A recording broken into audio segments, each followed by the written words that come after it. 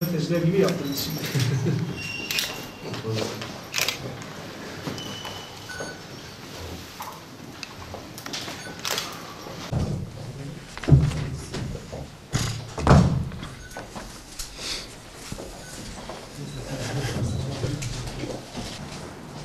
Dün Hak İş ve Memur Sen konfederasyonları olarak Şanlıurfa'da ortak 1 Mayıs programımız vardı.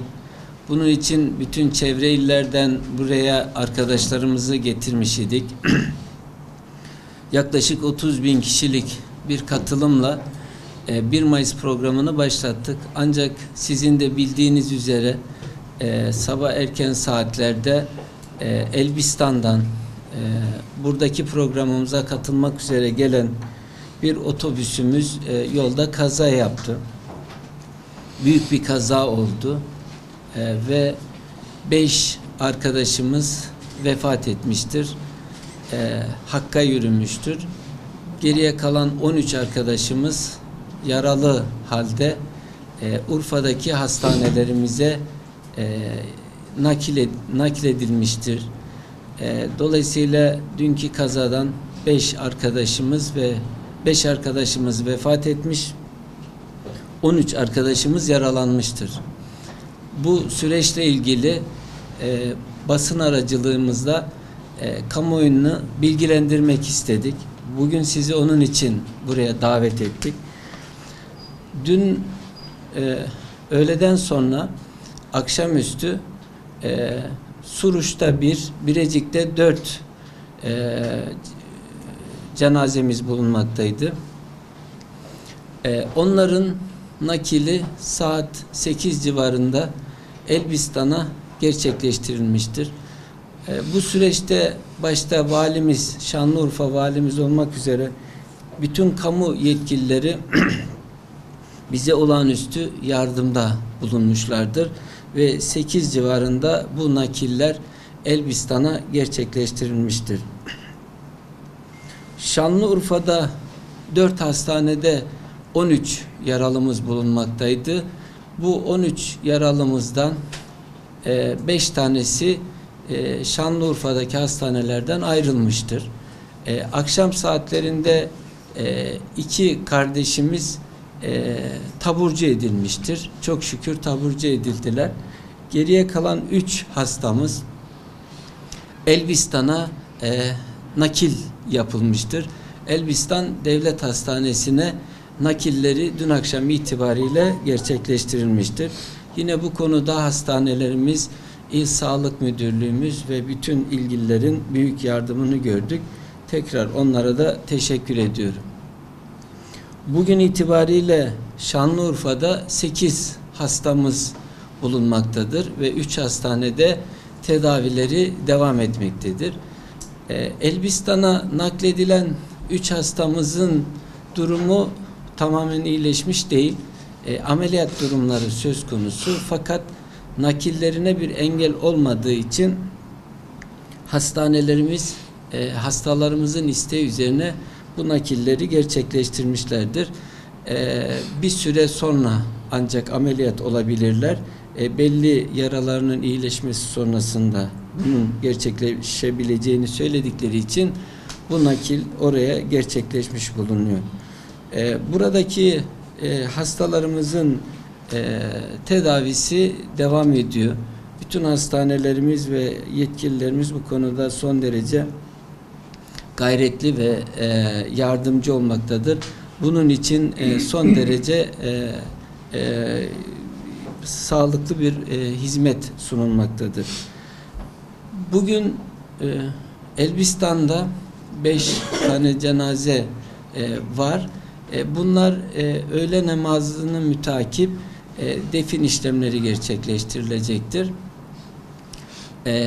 Hepsinin cenaze namazı Elbistan Hocazade Camii'nde birlikte kılınacak.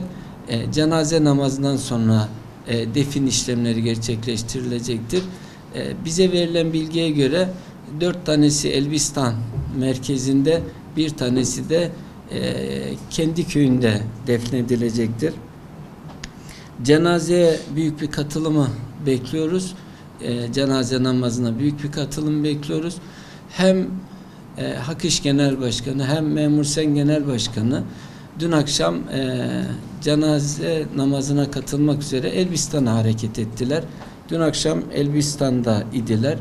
Tabii ki Özbüro İş Sendikamız, üyelerimizin bulunduğu Özbüro İş Sendikamız, Hak İş'e bağlı, Memur Sen'e bağlı diğer sendika başkanları ve üyeleri o cenazede yer alacaktır. Bazı hükümet yetkililerin ve siyasi parti yetkililerin de o cenazeye katılacağını öğrenmiş bulunuyoruz. Dolayısıyla Türkiye'de önemli bir yankı bulan bu kaza sonrasında yoğun bir ilgi olduğunu görüyoruz. Dolayısıyla tekrar bütün yetkililere ve vatandaşlarımıza bu konuda teşekkür ediyoruz. Buradaki hastalarımızla ilgili, koordinasyonla ilgili de bilgi vermek istiyorum. Biz dün burada kriz masası olarak uzunca bir çalışma yaptık. Çok detaylı bir koordinasyonu ortaya koyduk. Şu anda görev dağılımlarını yapmış bulunuyoruz. Dolayısıyla arkadaşlarımız bu çalışmalarını harfiyen yerine getirmektedirler. Bunu belirtmek istiyorum. Hem Hak İş'teki arkadaşlarımız, hem Memur Sen'deki arkadaşlarımız, şube başkanlarımız, il temsilcilerimiz, yöneticilerimiz bu konuda gerçekten seferber olmuş durumdadırlar. Kamu yetkilileri gerçekten çok yardımcı oluyor. Büyükşehir Belediye'miz her türlü imkanı bize açmış bulunuyor. Ben hem kamu hastanelerimiz son derece yardımcı ve etkin bir konumda bulunuyor. Ben hepsine ayrı ayrı tekrar teşekkür etmek istiyorum.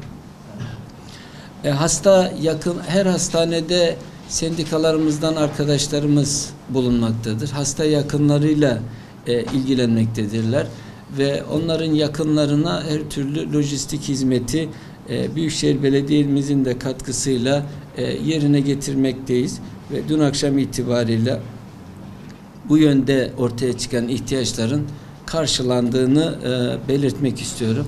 Dolayısıyla büyük bir koordinasyon içerisinde buradaki hastalarımıza hizmet etmeye devam edeceğiz. İnşallah tedavileri hızlı bir şekilde gerçekleşir. İnşallah sağlıklarına kavuşur.